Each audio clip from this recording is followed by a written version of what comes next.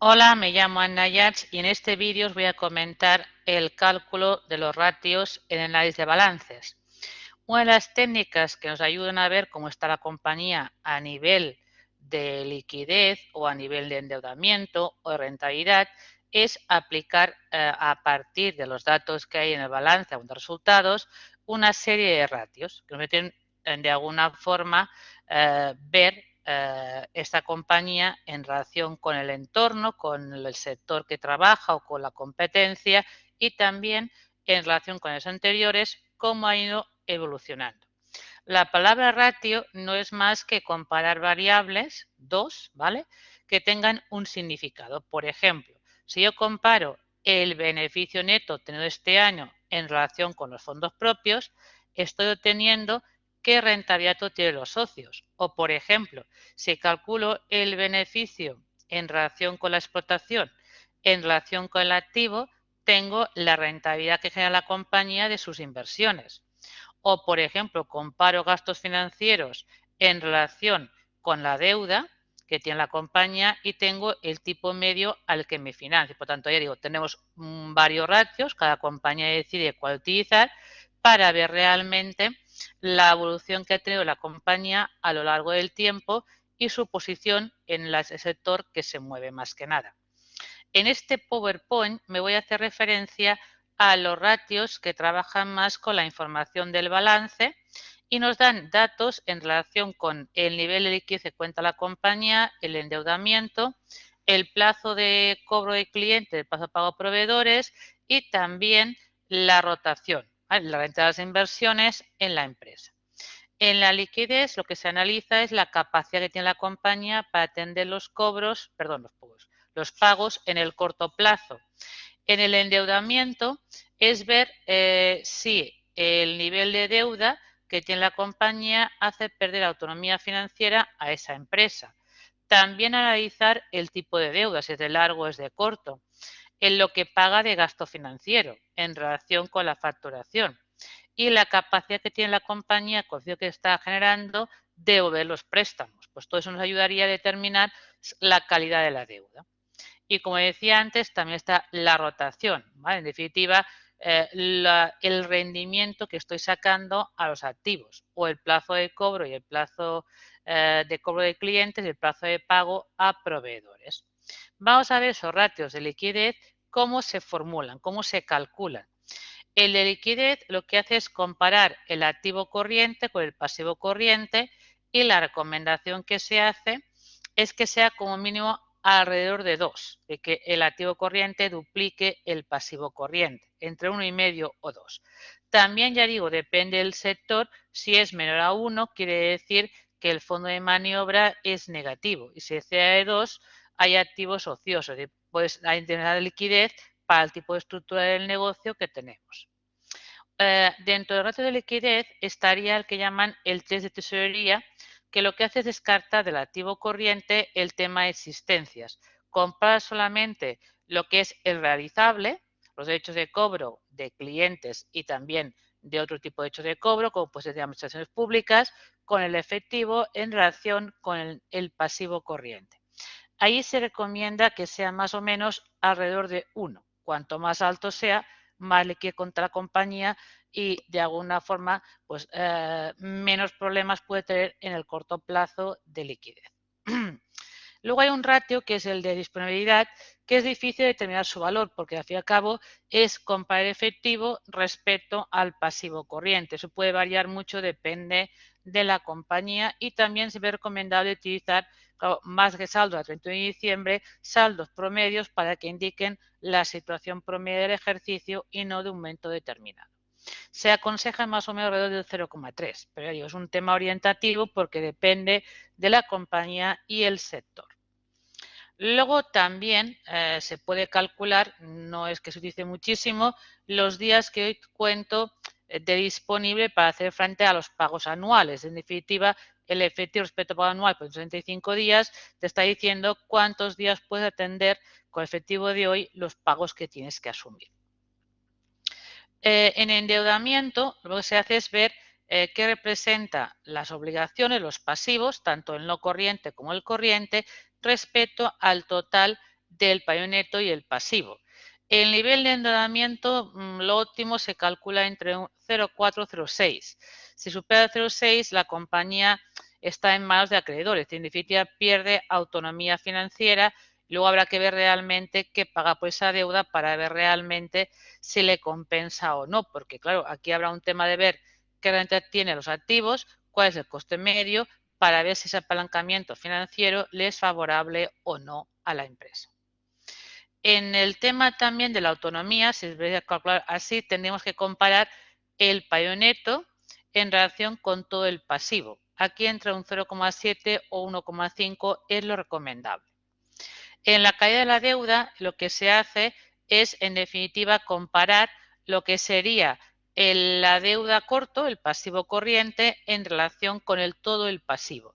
Se procura que endeudarse a corto sea un ratio que valga menos, de que tenga tendencia a un valor bajo, porque la deuda a corto, la que es más inmediata, tiene un tipo de interés más alto que la deuda a medio y largo plazo, igual que el retorno. Pues no es lo mismo te hace efectivo un endeudamiento muy a corto que de alguna forma lo tengas que devolver en varios ejercicios, con lo cual dispones de más años generar beneficios para poder hacer el retorno del pasivo. Hay otro ratio que es el de solvencia, que sería el que calcula, o garantía también le llaman, es coger todo el activo, ¿vale? Y compararlo, ese activo si permite liquidar el total de las deudas. Se recomienda que el activo real se duplique a las deudas en el doble. Es lo que llaman distancia a la quiebra. Claro, si los activos no pueden financiar los pagos de deudas, cuando más se aproxime a 1, pues más dificultades financieras tendrá la compañía. Por lo tanto, en definitiva, se recomienda siempre al menos un valor de 2. Luego también está la capacidad de retorno, que sería coger el beneficio que tiene la compañía, que declara neto, le corrige por las amortizaciones un concepto de cash flow y lo compara con el volumen de deudas para ver la capacidad que tiene de retorno la compañía. Cuanto más alto sea la capacidad de beneficios, más fácil es devolver, evidentemente, el pasivo.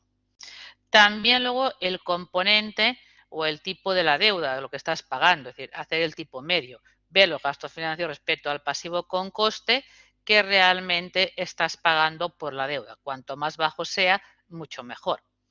También tenemos luego en que los gastos financieros no hagan que el resultado sea negativo, comparando beneficio antes de impuestos con gastos financieros.